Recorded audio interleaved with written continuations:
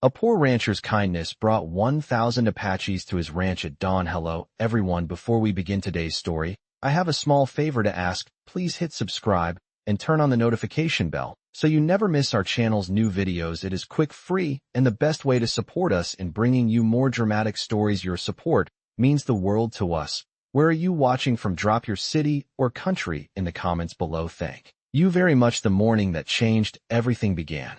Like any other on the high plains, wind moved slow across dry grass. A thin frost clung to the fence rails. A poor rancher named Thomas Hale stepped out of his one-room cabin before sunrise. Boots, worn thin coat, patched more times than he could remember. He owned little more than a few cattle, a tired horse, and a stretch of land the town had already decided was not worth saving. Folks called him foolish for staying. They called him stubborn for helping strangers. They called him poor because he was because he never tried to be anything else. The night before, a storm had rolled in from the north. Sharp and sudden. Thomas had been closing his gate when he heard a sound, not a coyote, not the wind, but breathing, ragged and human. Near the dry wash, he found a man collapsed in the dirt, Apache by his dress, shivering and bleeding from a long cut along the ribs. Thomas did not ask questions. He did not look toward the road to see who might be watching. He knelt, set down his lantern, tore a strip from his own shirt, and pressed it hard until the bleeding slowed. He shared his last canteen of water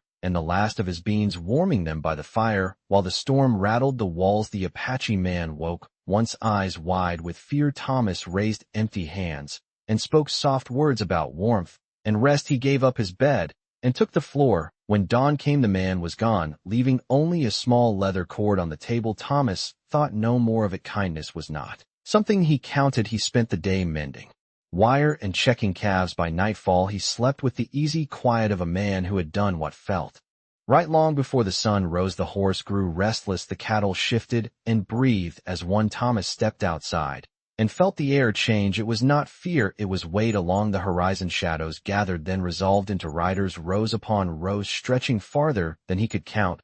They came without noise, without raised weapons. A river of people moving with purpose. As the first light broke, the truth stood plain. 1,000 Apache warriors surrounded the ranch at dawn. Thomas stood alone by his gate, heart steady, hands open. The land held its breath. He did not run. He did not reach for a gun. He waited, because sometimes a small kindness does not end when the fire goes out. Sometimes it returns with the morning and asks a man to stand by who he chose to be. Thomas Hale did not move as the riders settled around his land. He stood with the same posture he had learned over years of being overlooked. Shoulders square, chin level, eyes calm. This was a man the nearby town barely remembered. When times were good and openly dismissed, when times were hard, he had been poor for so long that it no longer felt like a condition. It felt like weather, something that passed over him while he kept working. All the same, his ranch sat more than 10 miles from the nearest road, a scatter of weathered boards, a low barn, and a wind pump that complained on still days. The soil was thin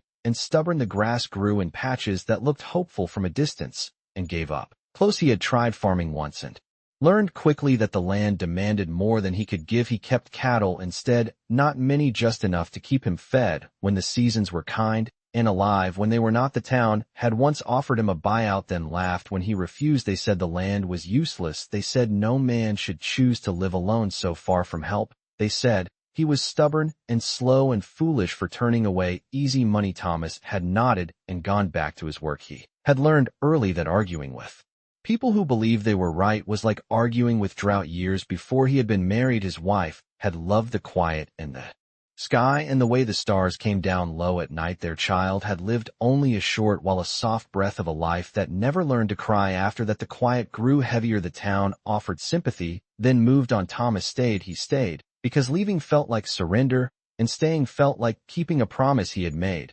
Without words, he became the man people waved at from a distance. He became the man children whispered about when they rode past with their parents. He became the man who helped without asking and took nothing without being offered. When a fence broke between properties, he fixed it even when it was not his. When a traveler lost a horse, he shared his own and walked home. When a hungry family passed through, he filled their packs and turned away before they could thank him. He did these things because they were right, not because he expected anything back. The morning before the riders came had been ordinary, and that was the strange part. He had checked water lines counted calves, and watched the sky for signs of trouble. The storm that night had arrived fast and sharp as if thrown from the mountains. He could have shut his door and waited it out like any sensible man. Instead, he listened and heard the breathing near the wash. He did not know the man. He found he did not ask where he came from or who might be looking for him. He saw blood and cold and fear, and that was enough. The leather cord left behind now sat on the table inside the cabin, unnoticed and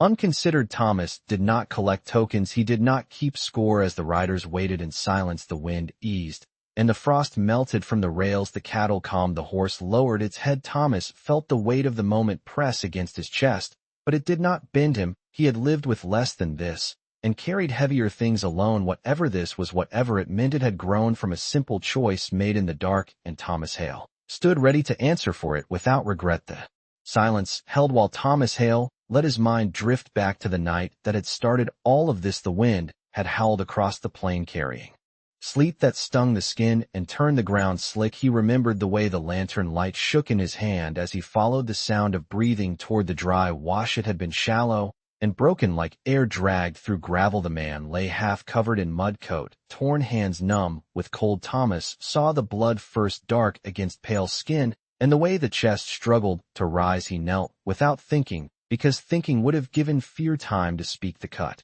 along the ribs was deep, enough to scare a man who knew better, and wide enough to kill one who did not. Thomas pressed cloth hard and steady until his hands ached. He spoke low and calm, not because the man understood the words, but because calm had a way of traveling from one body to another. He lifted the man with effort, slow and careful, carrying him the short distance to the cabin, where the fire still held a bed of coals. Inside the cabin was small and plain: a table, 2 chairs, a bed, and a shelf of tin plates. Thomas set the man near the fire and fed it until warmth returned. He warmed water and cleaned the wound with care, learned from years of fixing his own mistakes. He tore his only spare shirt to make bandages and tied them firm. He did not search the man or look for weapons. He did not ask why an Apache would be alone in a storm miles from any road. He gave what he had, because that was the measure of a man to him. He shared his last beans and watched the man eat. With shaking hands, he offered water and watched it spill at first, then find its way. He sat awake through the night, listening to the wind strike the walls, and the man breathed easier with each hour. When the man woke, fear flared bright in his eyes. Thomas stepped back